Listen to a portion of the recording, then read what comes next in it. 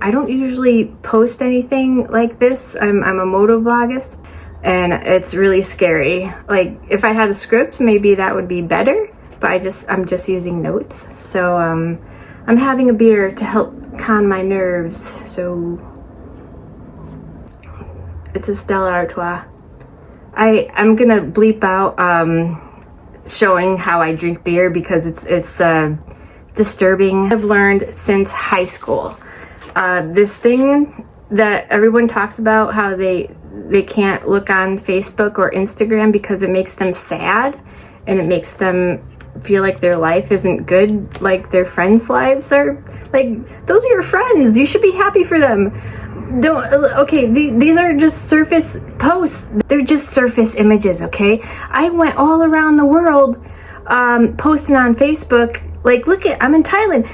I'm in Italy. Look, now I'm in Spain. And it was so much fun posting these pictures. But in my heart, it's like, oh, when am I gonna get to go home? And I was being sued at the same time. So yeah, guys, just stop it with the sadness, please. Don't do that anymore. And let me tell you about what I learned, and how this is gonna help you, okay? Because this thing, comparison being the thief of joy, I have a different perspective, and it is all about comparison. Like, you have to compare yourself to others. If you don't compare yourself, how do you know who you are? And that's what I'm going to be talking about today. And it's really important to me, and that's why I wanted to make a video about it, because it's very important to me, and it's something that I have taken for granted, because I could scroll through Facebook and Instagram and just feel nothing but joy, because seeing my friends happy and healthy and it makes me happy. But that's beside the point. Let me just jump to the chase before you lose your attention span. Where should I start? I made notes. So this realization hit me in high school like a bag of bananas. I was around 11 years old when I started journaling, and every year I would go back and read my old journal entries from the year before. It usually wasn't even a year. It was maybe like a month later I'd go back and read my old entries, and I was just humiliated, embarrassed about what I wrote in my journals, because I was like, oh my God, this is so silly. Why am I writing about this? Who's gonna care? And I was 11 when I started this journey. A lot of people go to therapists, analysts to do this work, and I started doing this work by myself when I was 11.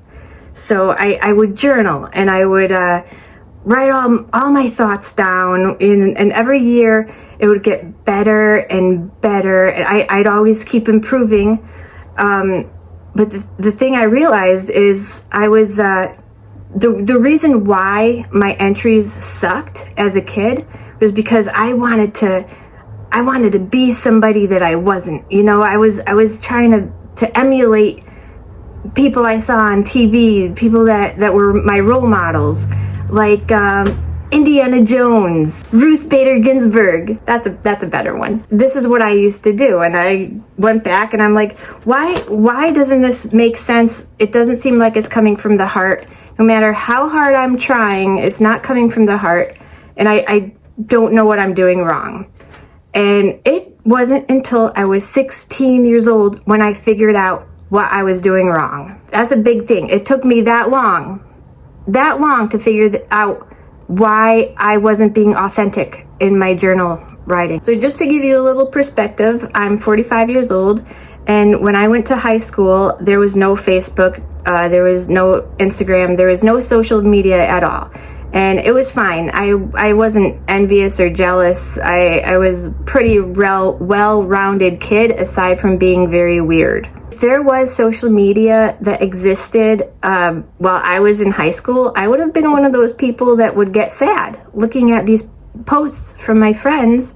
I would get very upset, especially if I saw them hanging out without me. I would be mortified, like, what is wrong with me? It would kill me. But luckily I didn't have Facebook or Instagram when I was in high school, so Whew. Cheers to that. So when I was 16, I tried to get into poetry. I really, really liked to write. And this is what kind of shifted my mind. The poetry helped break through to what I was missing this whole time. And that is, I was trying to become someone that I wasn't, instead of finding out who I am. Forget about what I want. Let's just focus on who I actually am. Let's see if I could write a poem about that. It was a complete failure. I couldn't think of anything. Like, it sounds like an easy exercise. Okay, just write down your best traits. I'm funny, I'm smart, people like me, and I'm Stuart Smalley. At that age, Stuart Smalley was a thing, and it just reminded me of I'm giving affirmations to myself instead of actually figuring out who I am. But the thing is, I figured out there is no me, and there is no you either. Just stay with me. It'll all come together. It'll all make sense, okay? What I am is an empty shell. Like, this is all an empty shell. Thing came to the page. I couldn't think of a damn thing. And I'm like, well, I'm blank. I'm a blank. That's obviously, what else could it mean? This is the thing. The thing I knew for sure about who I am is I knew who I didn't want to be. This is astronomically important to know. It's so important to know who you don't want to be, because from there, it's only then you could find out who you actually are. What happens is you chip away at yourself until you find out the gold nugget underneath all that stuff. Everything that you want to be as a person, you actually have to chip away at all the garbage on the surface. Like Facebook posts, that's all garbage. Just like surface garbage. If you want to know who you are, if you want to be a very strong person, the way to do that is to chip away at all your little demons, all the little aggravations and fears that make you a weak person. But that's what fear does. Fear makes you weak. You can't be strong. This is really helping. All right, this part is a little, you might not like this. Only way to know what you don't like about yourself is to see it in other people. It's like in Marvel movies, everything's black and white, good and evil. Most Marvel movies are like that, but in real life, it's not that simple. Someone gives you the heebie-jeebies, find out why they're giving you the heebie-jeebies. For me, I get creeped out by narcissists, and narcissists, it's such a broad range. Everybody's a narcissist, okay? There's a scale. Everybody fits on the narcissist scale somewhere. It's just what end are you? Are you like, I love everybody? Just give me love and I'll love you too. That's not horrible, but yeah, people do that. They'll love you as long as you love them. That's a special kind of narcissist. There are other narcissists like racists, bigots, misogynists, just like people who think they're so much better than you. Oh my Lord. I'm sorry. I'm not religious, but I hate narcissists. I hate them. They make my skin crawl. They're disgusting, disgusting people. I hate them. That's the number one thing I don't like in somebody. There's so many ways to be a narcissist, and that's pretty much my one and only thing I hate about a person. Kind of encompasses everything. When I was 16 and I was first learning about this, how it's important to see what you don't like in somebody, so that way I can make sure I'm not going to be that person. I'm not going to do that. I was around 16 years old when I was refining this. And in order to do that, I had to really get into people's heads. I analyzed every one of my friends. I analyzed them. Like, why do they do this? What makes them tick? I got really into psychology. I was able to just manipulate people on a dime.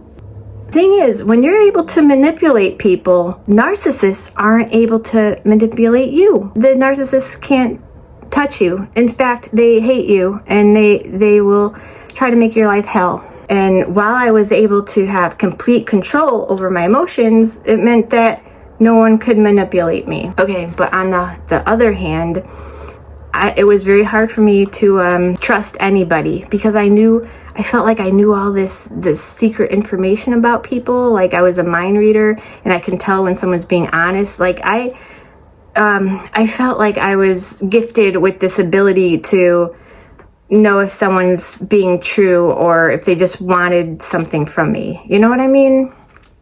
So this was hard. Like I always thought somebody wanted something from me. And at the heart of the matter, like, you know, I still believe that. But you do grow to love people. And I'll tell you how you're able to love someone even though they drive you crazy. I just got to refer to my notes. Okay, so as I was saying, I used to analyze my friends in order to learn psychology and how the brain works. And in doing so, I learned more about myself. While doing this, I noticed that certain friends kind of, certain friends annoyed me. If you know your friend has a kind heart and good intentions, guess what? They're still your friend. I learned that I have to accept my friends for exactly who they are. And I made it black and white. There was no gray area. I either loved them or get out of my life. It's kind of profound because when I was being aggravated, I was the one affected. I was getting upset and heated, and I was feeling drained and just like, no, not again. But I tell you what, once you accept a person for exactly who they are, it's like, don't give yourself a choice, just do it. And trust me, the connection and friendship will grow beyond your wildest imaginations, not just in that one friendship, but all of them. It's an unconditional thing. I found that nobody's perfect. Nobody is Mother Teresa. Mother Teresa isn't even Mother Teresa. Barack Obama isn't even Barack Obama. Ruth Bader Ginsburg? She's probably Ruth Bader Ginsburg. Yeah. I bet you she is. I'm just gonna nerd out for a second and tell you about how the universe is shaped, because I feel like it has to do with how we are shaped as people. So with the universe, okay, you have energy, just a glob of energy. Picture the Big Bang.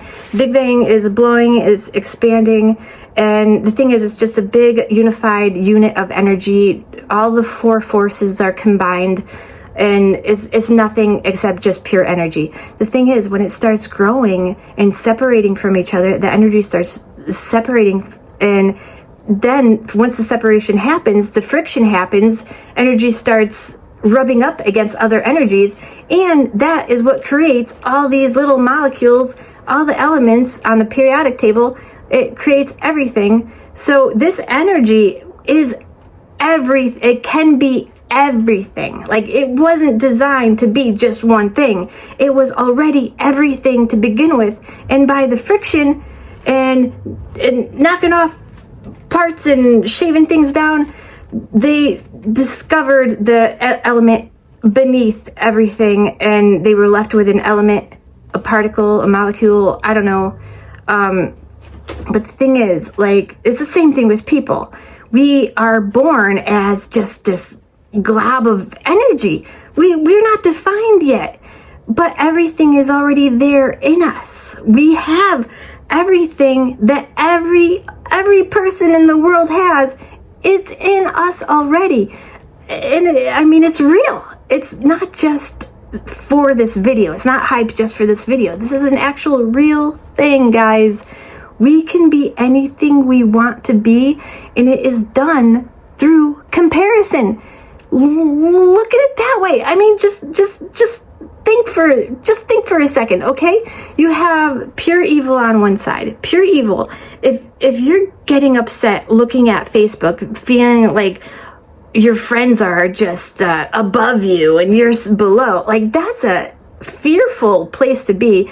I believe fear equates to evil, So this whole thing, this is an evil place to be. It's an evil thought. Jealousy and envy are probably like way up there in the evil scale. My way of looking at it,